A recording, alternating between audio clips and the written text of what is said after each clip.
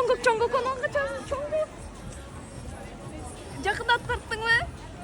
Жакындап тарттыңбы Чоңгукту? Чоңгук. Standing next to you. Calvin Klein. Окей, кетип калды эми. Эми айта турган сөзүм, получается, мурдагы жылы атам келгенде ушул жерден келип, эмне жедик элек? Бир нерсе жегенбиз, вафли.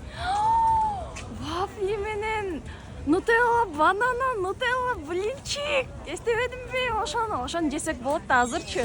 Мен каждый раз ушул жака келген сайын билем да, то что ал бул жерде мындай кымбат эле нерсе экенин, бирок каждый раз келип жей берем да, өзүм туристический ловушка болуп, как будто мен биякта туристмин. Мен биякта уже местныймын, билесиңерби? Сеулда местныймын да.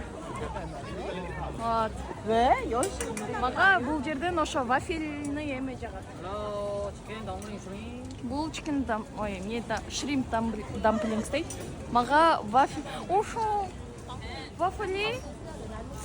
Жок, ал вафли эмес, ал блинчики, банана, нутелла менен и кукуруза да кошуп койгон.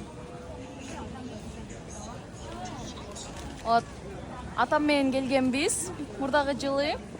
Анан быйыл ошо жазында күйөөм ата энеси менен да кошо келгенбиз, келдик белек, ушул жерден жүргөнбүз, ал учурда мен эмеге кетип калып, силер жүргөнсүңөр, ошондо. Ошондой. Так что Кореяга келсеңер, туугандарыңар менен ушул жерге келип көрсөтүп кетсеңер болот. Да, Кореяга келсеңер.